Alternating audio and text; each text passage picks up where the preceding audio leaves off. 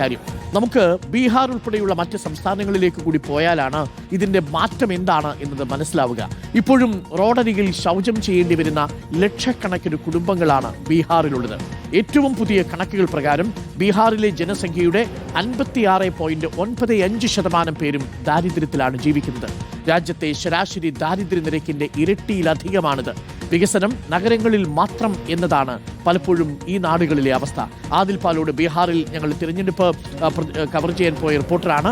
ആദിൽ ബീഹാറിൽ നിന്ന് തത്സമയം ചേരുന്നുണ്ട്. Adil, very good morning. സന്തോഷമുള്ളൊരു വാർത്ത ഇന്ന് കേരളത്തിൽ സർക്കാർ പ്രഖ്യാപിക്കാൻ പോവുകയാണ്. ആദിൽ, നമ്മുടെ നാട് അതിദാരിദ്ര്യമുക്തമായി മാറാൻ പോകുന്നു, പട്ടിണിക്കാരില്ലാത്ത നാടായി മാറാൻ പോകുന്നു.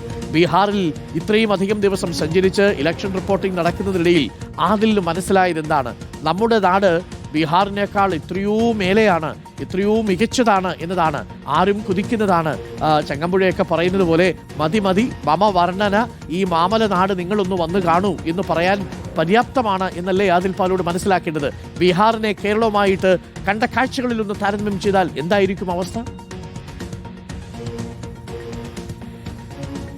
അരുൺകുമാർ, കേരളം സ്വർഗമാണ് എന്ന് ഒറ്റ വാക്കിൽ പറയേണ്ടി വരും എന്നതാണ്. നമ്മൾ ഈ ഒരു ഗ്രാമത്തിലേക്ക് പോയി കഴിഞ്ഞാൽ അവിടെ പകുതി ആളുകൾക്കും, ചില ഗ്രാമങ്ങളിൽ മുഴുവനായും ശൗചാലയം പോലുമില്ല. രാവിലെ 3 മണിക്കും 4 മണിക്കും പുലർച്ചെ എഴുന്നേറ്റ് സ്ത്രീകൾ പുറത്തേക്ക് പോകേണ്ടി വരുന്ന, പാടങ്ങളിലേക്ക് പോകേണ്ടി വരുന്ന, വയലുകളിലേക്ക് പോകേണ്ടി വരുന്ന സ്ഥിതിയാണ് ബീഹാറിന്റെ പൊതുവിലുള്ള ചിത്രം എന്നതിൽ ഒരു സംശയവും വേണ്ട. അത് നമ്മൾ നേരിട്ട് കാണുകയും ചെയ്യുന്നുണ്ട്.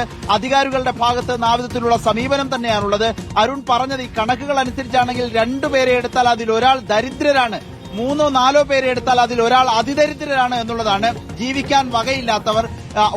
ആരോടെങ്കിലും നമ്മൾ ശമ്പളത്തെക്കുറിച്ച് ചോദിക്കുകയാണെങ്കിൽ, അവരുടെ വേതനത്തെക്കുറിച്ച് ചോദിക്കുകയാണെങ്കിൽ, ഈ അടുത്ത് നമ്മൾ തന്നെ ഒരു വാർത്തയുടെ ഭാഗമായി സമീപിച്ചപ്പോൾ ഒരു പെട്രോൾ പമ്പിൽ 12 മണിക്കൂർ ജോലി ചെയ്യുന്ന ഒരു ചെറുപ്പക്കാരൻ, അയാൾക്ക് കിട്ടുന്ന ശമ്പളം 6500 രൂപയാണ് ദിവസം 12 മണിക്കൂർ ജോലി ചെയ്തിട്ട്. ഇതുകൊണ്ട് എങ്ങനെ ജീവിക്കും എന്നുള്ളതാണ്.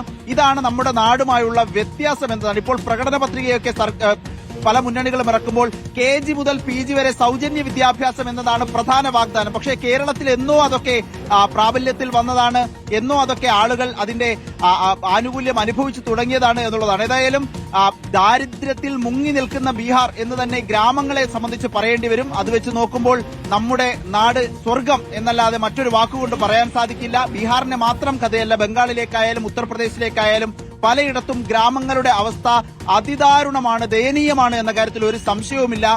ജീവിക്കാൻ വകയില്ലാതെ നമ്മൾ ഒരാളോട് സംസാരിക്കുമ്പോൾ അവർ ജീവിക്കാൻ പറ്റുന്നുണ്ടോ എന്ന് ചോദിച്ചാൽ തീരെ പറ്റുന്നില്ല, എങ്ങനെയെങ്കിലും കഴിഞ്ഞു പോവുകയാണ്, പട്ടിണിയാണ് എന്നാണ് മറുപടി. പക്ഷേ കേരളത്തിൽ ഒരാളോട് ചോദിച്ചാൽ എന്താകും മറുപടി എന്ന് നമുക്ക് സങ്കല്പിക്കാവുന്നതേ ഉള്ളൂ. ആ വിധത്തിലാണ് ഒരു ആനയും ആടും ഒക്കെ തമ്മിലുള്ള അന്തരമാണ് കേരളവും മറ്റ് ഉത്തരേന്ത്യൻ സംസ്ഥാനങ്ങളും തമ്മിലുള്ളത് എന്നതാണ് വലിയ കാര്യം. അത് തന്നെയാണ് നമ്മൾ ബീഹാറിൽ നിന്നും മറ്റ് ഈ വേഗതയിൽ നമ്മുടെ ബീഹാർ പോയാൽ, ഇങ്ങനെ ബീഹാറിൽ അതിദാരിദ്ര്യമുക്തമായ ആ സംസ്ഥാനത്തെ പ്രഖ്യാപിക്കുന്നതിന് എത്ര കാലം വേണ്ടി വരുമായിരിക്കും? അതിൽ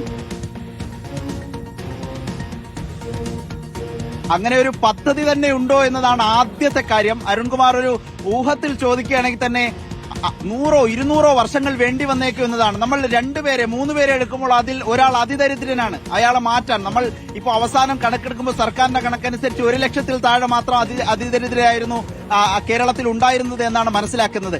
അത് വെച്ച് നോക്കുമ്പോൾ ലക്ഷക്കണക്കിന് ആളുകൾ, ഒരുപക്ഷെ കോടിക്കണക്കിന് ആളുകൾ അതിദരിദ്രരായി ബീഹാറിൽ കഴിയുന്നു എന്നുള്ളതാണ്.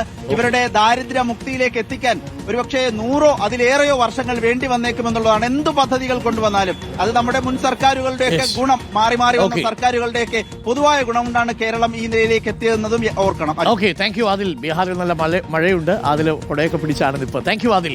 അതിൽ പറഞ്ഞതുപോലെ 3-ൽ ഒരാൾ അതിദരിദ്രരുള്ള ഒരു നാടാണ് പ്രത്യേകിച്ച് ബീഹാർ പോലെയുള്ള. ഇതിനെയാണല്ലോ നമ്മൾ പറയുന്നത് ബീമാരു സ്റ്റേറ്റ് എന്നാണ് പറയുക. ഇത്തരം സ്റ്റേറ്റുകളിൽ പട്ടിണി ഉണ്ട് എന്നുള്ളത് വാസ്തവമാണ്. നമ്മുടെ നാട് പട്ടിണിയില്ലാത്ത നാടായി മാറുന്നതിൽ സന്തോഷം.